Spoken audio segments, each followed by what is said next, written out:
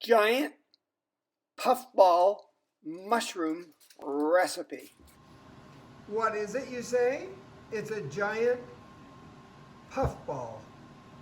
A puffball is a type of fungi or mushroom that grows in Central and Eastern North America and probably in other parts of the world. But I live in southwestern Ontario, sort of in between all the Great Lakes in Canada. And it's a deciduous area, meaning there are deciduous trees and a few coniferous trees, and rolling hills and farmland, and it's fall. And these little fellas appear in farmers' fields, along roadways, in meadows. They're not attached to anything. They're just lying on the ground. And how do they get there? Well, if you were to jump on this, some brown dust would like spew out of it like it was exploding, and those are spores. And spores are cells that can reproduce into a new creature, like a giant puffball, without mating with any other creatures. And wherever the spores land, when you make this thing explode, that's where you'll get new puffballs, maybe. Of course, it depends on the environmental conditions like temperature and rainfall, etc., etc. And some of these puffballs are poisonous. So if you're going to eat it, you better cut it open from top to bottom or from bottom to top, right down through the middle, and look at the inside. And if the inside is pure white and there's no lines or gills or any kind of designs in the puffball on the inside, then it's good for you to digest. But be careful. If you're not sure, I would suggest you either ask an expert or throw it out. You ready? Well, I'm ready. So we're going to eat this. So the first thing we're going to do is cut out the bottom because it looks kind of yucky. It's kind of dirty. That's where it was sitting in the ground. Cut that out. Sometimes when I'm cooking a little tiny mushroom that I buy in the grocery store, I cut off the root, the end or the stem. There's no roots or anything. So we're just removing all the brown parts, and then we're going to cut it right down the middle to check to make sure that it's right down the middle. Yeah, that's it. Get a bigger knife, and then we'll look at the sides. So it looks kind of spongy, but it doesn't have any gills, you know, and no lines, and it's all white, so the color's right. So I would say it's safe to eat. Now we can peel it. You don't have to peel it, but if you peel it, it'll be easier to eat. It's easy to peel. Oh, that's pretty cool. It's kind of like pulling off. It's like a balloon. Yeah, a balloon or skin or something. That's pretty cool. Piece right here. Look at that. Look at the texture of that. Is it heavy? No. Not heavy. How much would that piece weigh, do you think? Barely anything. Barely a pound? Yeah. The whole thing maybe might be 2 pounds? Yeah. You know, I think in 2016, somebody in Canada somewhere, I think it was Ontario, found one that was 52 pounds. Yeah. Lying in the field. Holy cats. Now, if you wait too long when you cut this thing open, it'll be discolored on the inside, and that means that the spores are starting to develop, and it's not good to eat. Yeah. It's overripe. But, you know, if we had jumped on this, I don't think you'd get any spores spewing out of it. No spore dust would come out of it because it's not at that stage yet. But it's ready to eat, though. And if you like mushrooms, in fact, there was a documentary on TV not too long ago about fungi and the importance of fungi on our planet Earth and how it will make you a lot healthier than you probably are. I'm not saying that if you eat this, you'll be healthy. I'm just saying you might want to check out that documentary on fungi. It's rather recent too. This is, by the way, 2021, and we're in almost October, and the weather's perfect for looking for giant puffballs. Now what are you going to do next? Oh, you also have to say that there's like a doppelganger of this mushroom that's called like the angel of death or something. So what does that mean? Like a look-alike? Yeah, there's some. We read this on the internet. It's like there's a similar looking mushroom that is apparently not good. Yeah, but I don't think the inside would be pure white if you No. cut it from top to bottom like this one No. is. And it might have gill lines, like gills on a fish, Yeah. and that would mean don't eat it. So we're gonna assume this isn't the angel of death right here. We're gonna chop it up and eat I it. think the gills are like the ones on a mushroom on the inside of the. Yeah, like you know the top. My wife is Yeah, telling me yeah. that the top, if you take the lid Those off, brown things. that the kinda top go of along the with it. mushroom, you know, you got the stem and then the lid, and the gills are underneath there. Yeah. Well, I don't know about that though. You can eat a mushroom and it's got gills, Yeah. but not this one. So just Okay, make we sure got- it's white on the inside, no color, and there's no gills, and you'll be okay. So how are you going to cook this? Dave, What? half inch. Half-inch slices. So slices about a half inch, Yeah. and then what are you going to do with it? Oil and butter is what people were saying. Fry it, you mean? Fry it on a In pan. oil and butter. Yep. Now, you don't really fry things in olive oil because when you increase the temperature of olive oil, it It's bad. does something to it that isn't too good for you. But what I sometimes do is I maybe use a little butter and a little olive oil, and I just, on low heat, fry it for maybe 2 minutes on each side until it's browned, and then it's ready to go. You could bread it, you could, dip it in egg and breadcrumbs and flour and stuff and cook it that way. But this is such a full meal that, Perfect, Yeah. perfect. yeah. So what I think I'll do is I'll let my family eat it, and then if it's poisonous, I'll be at least alive and left to tell the world. That's true. Just kidding. So we'll save this other half for. I guess, Yeah, you can, well, you know what you can do though? You can cook this thing, The whole thing. yeah, and then you can keep it in the fridge for a couple of weeks. Nice. As long as it's cooked. Like if you cook mushrooms, you can keep them in the fridge in some kind of a container with a lid, and you can eat them in a week and they'll be still okay. You can use butter and fry them for 2 minutes on each side in butter, maybe a little, I don't think you need salt or pepper, but you could put that in, maybe garlic or just butter.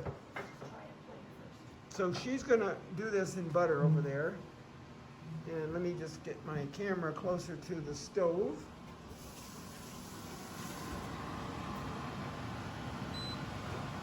Somebody's going to have potatoes too, because this is the time of year when you're harvesting potatoes and tomatoes and carrots and all kinds of beans and peas. This is the time of year. October early is perfect harvest eating vegetables from your garden. But this thing was found in the forest, not too far from here. I'm about an hour west of Toronto. But any place in Ontario or in eastern United States, maybe north of New York City, you would maybe come across one of these giant fellows. So you're saying you never have to starve? You could just go around eating puffballs and dandelions and for the whole fall? Yeah, you could. You could eat the dandelions and the puffballs, but I wouldn't be picking any kind of fungi in the forest and then just eating it, because you won't live long if you do that, because a lot of it's poisonous to humans. You got to know what you're looking for. My father used to take my brother and I when he went mushroom hunting in the forest this time of year, and he would look for morels and puffballs and other mushrooms, and they were growing on the side of old rotten trees and stumps. This thing could grow in the middle of the field all by itself, or right in the park someplace. It's just sitting there. Just sitting there. It's not attached to the ground. But of course, remember, puffballs come from spores that are, formed on the inside of this creature.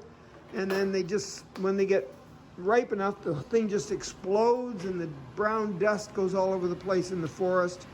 And those are the spores, and they don't need other spores to produce babies. They just can do it all by themselves.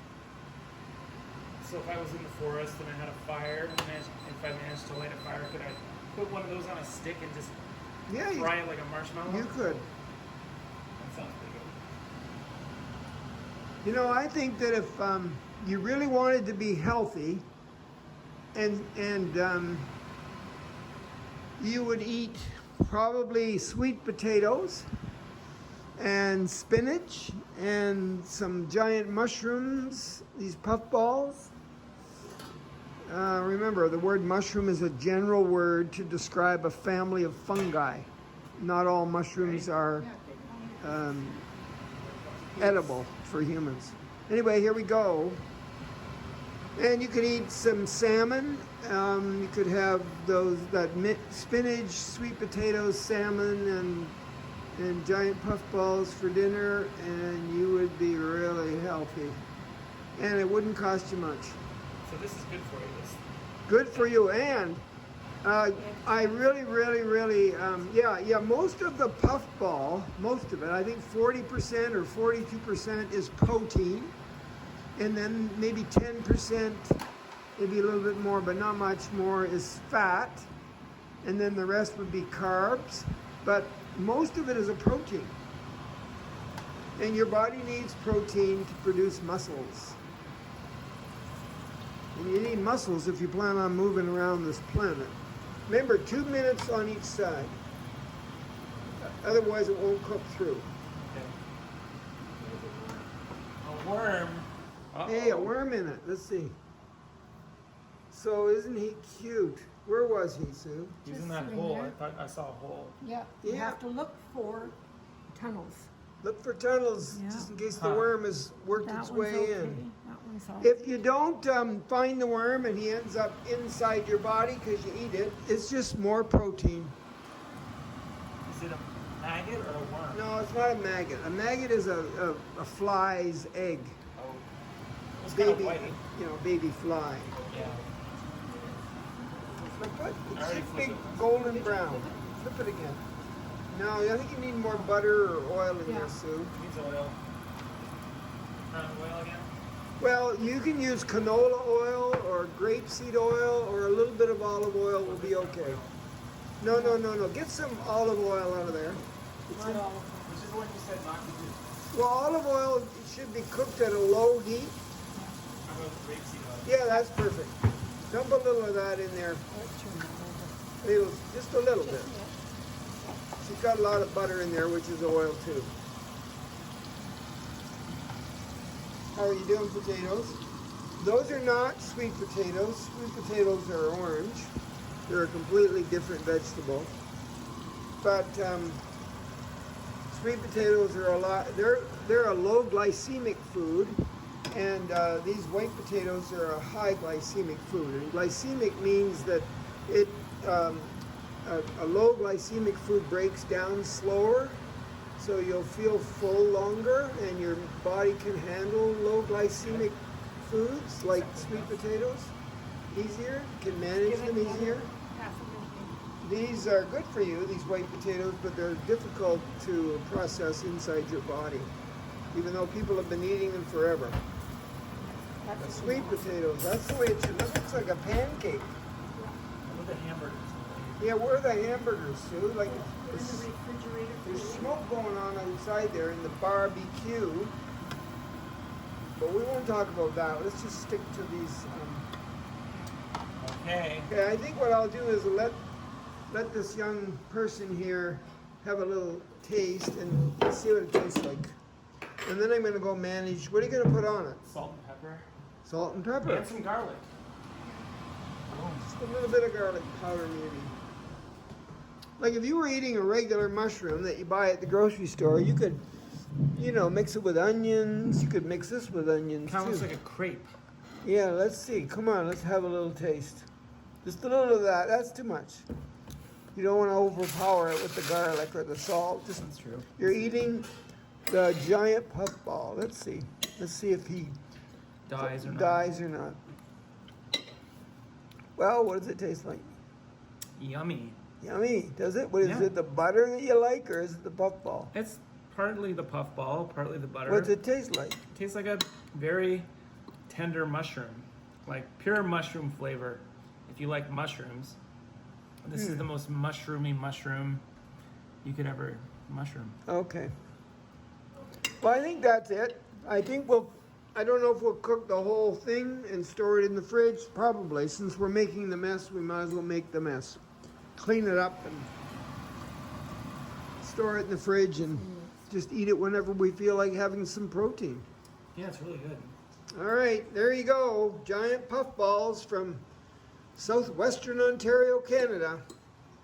Make sure you hit the subscribe button and the bell so you'll be notified when the next food video comes out. And by the way, I'm sharing some of the best recipes ever. Ever, I mean it. So you could get rich. You could just pick something like this and open up a puffball restaurant, and that's all you're going to serve and be rich. All right, over.